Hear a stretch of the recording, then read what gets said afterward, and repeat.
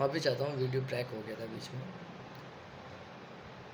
तो इतने 3 डीपीसी और 2 एलडीसी के 12 बजाने के बाद अब रही दूसरे मैटर, और इनके विकास कार्य गिनवा रहा हूँ मैं आपको। झंडा पार्टी के जो बोलती है हमें वोट दीजिए।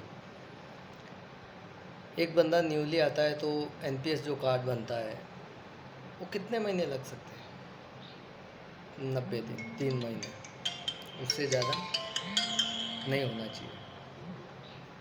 लेकिन कई लोगों के 2-2 3-3 साल तक कार्ड नहीं बने।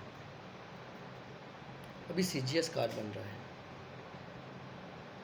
जो बंदों के, काफ़ी बंदों के नहीं बने होंगे। लेकिन जब अब चुनावी माहौल चल रहा है तो मुझे ऐसा मैसेज मिला कि सबके बनाए जा रहे डॉक्यूमेंट मंगा मंगा के। तो ये काम पहले क्यों नहीं करते आप लोग? पहले करोगे तो ऑटोमेटिकली लोग आपको चाहने लग जाएंगे। अब रही वेलफेयर की बात, आपको या मुझे ये फीलिंग नहीं होगी, लेकिन उस इंसान को ज़रूर फीलिंग होगी जिसने 40 साल सर्विस दी है। जब रिटायरमेंट पार्टी आती है, कोई फ़ौजी होता है, हमारे ताऊ जी हैं और मित्र ही मानिएगा उनको, पुलिस से रिटायर्ड है। उन्होंने कभी बात चली थी रिटायरमेंट की, उन्होंने कहा था कि उनका कोई रिटायरमेंट था सीआई साहब, तो वहाँ कोई एसपी साहब थे। उन्होंने कहा कि भाई चलो ठीक है, वैसे हम बाहर तो डंडे मार रहे हैं, जनता को फुल लॉक है, लेकिन एक ही इस चीज़ का ध्यान रखना, आप वीडियोग्राफी मत करना, बाकी मैं खुद आऊँगा। यार अगला 40 साल सर्विस दे रहा है, फिर उनको हम रिटायरमेंट नहीं देंगे क्या? वो होता है प्यार और प्रेम। तो इतनी गाइडलाइन होते हुए भी एक एसपी सी साहब को रिटायरमेंट देने के लिए आ गया, और अपने इस डिपो के अंदर जब कोरोना की गाइडलाइन पूरी तरीके से ख़त्म हो गई है, लेकिन किसी की माँ ने वो सुपुत्र को जन्म नहीं दिया जो ये जाके चैलेंज करे कि मैं दूंगा पार्टी, आप कौन होते हो रोकने वाले? ऐसा नेता हो ना तब मज़ा आता है। तो कोई बंदा जाके ये नहीं बोला कि पार्टी देंगे। आप गाइडलाइन की पालना करो ना। 2 फीट का डिस्टेंस है, रखिए आप 2 फीट का डिस्टेंस रखिए। ग्राउंड बहुत बड़ा है डिपो का, उसके अंदर बैठ के आराम से पार्टी दे सकते हो, कोई मना ही नहीं है। लेकिन देनी किस लिए है? देने में तो खर्चा होता है, समय भी चाहिए। देंगे तो जो इस रिटायरमेंट जा रहा है उसका मनोबल बढ़ जाएगा, क्यों देंगे? तो उन लोगों को भी इस तरीके से निकाला गया जहाँ प्राइवेट सेक्टर से एक निकाला जाता है, बहुत ही बड़ी खेद की बात है मुझे।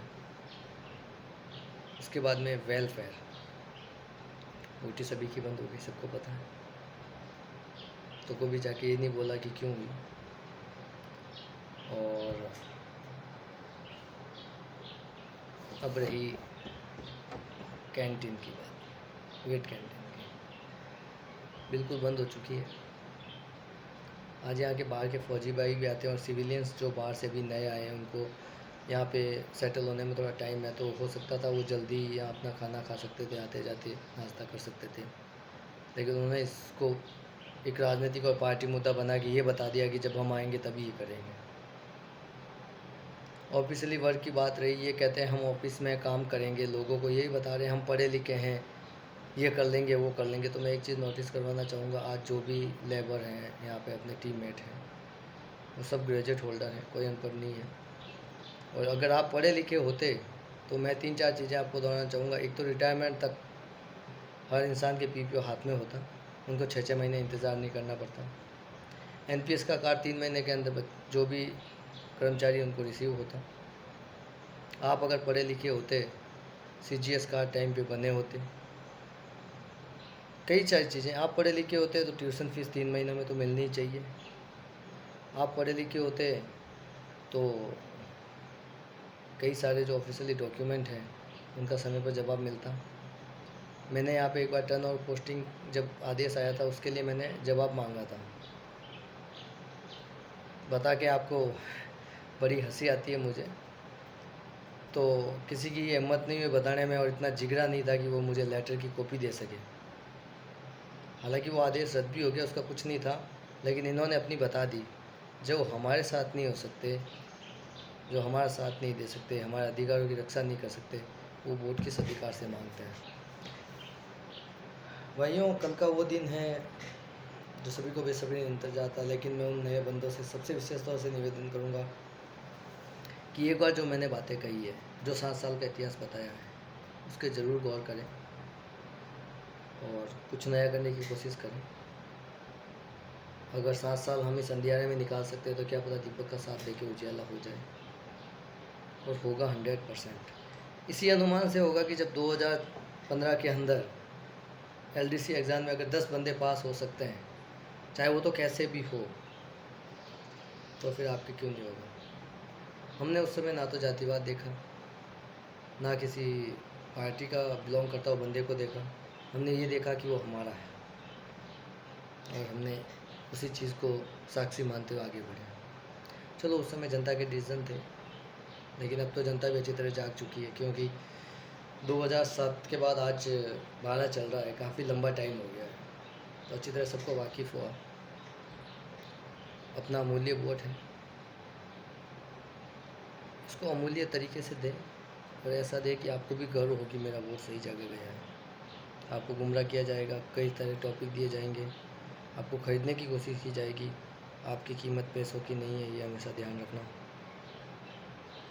मैं भी करता हूँ और डिपो में रहता हूँ, लेकिन मेरी किसी की हिम्मत नहीं होती कि मुझे कोई इनडायरेक्ट बात करे। हाँ, पार्टी के साथ में खड़े होकर बात करते हैं, सामने वोट मांगे, उनके अधिकार है, लेकिन ये नहीं है कि शाम को आ गए, ये कर दिया, पार्टी कर दी। सॉरी बॉस, हम बिकाऊ नहीं है, हमारी कोई रेट नहीं है, और जो हमारी रेट है उसमें आपकी ख़रीदारी हो नहीं सकती। तो विशेष तौर से ध्यान रखें, दोबारा कहना चाहूँगा, डिपो का ही नहीं, अपनी यूनियन जो बंदे हैं पूरे डिपो यूनियन के, उनके और कर्मचारी संघ का फ्यूचर आपके हाथ में है।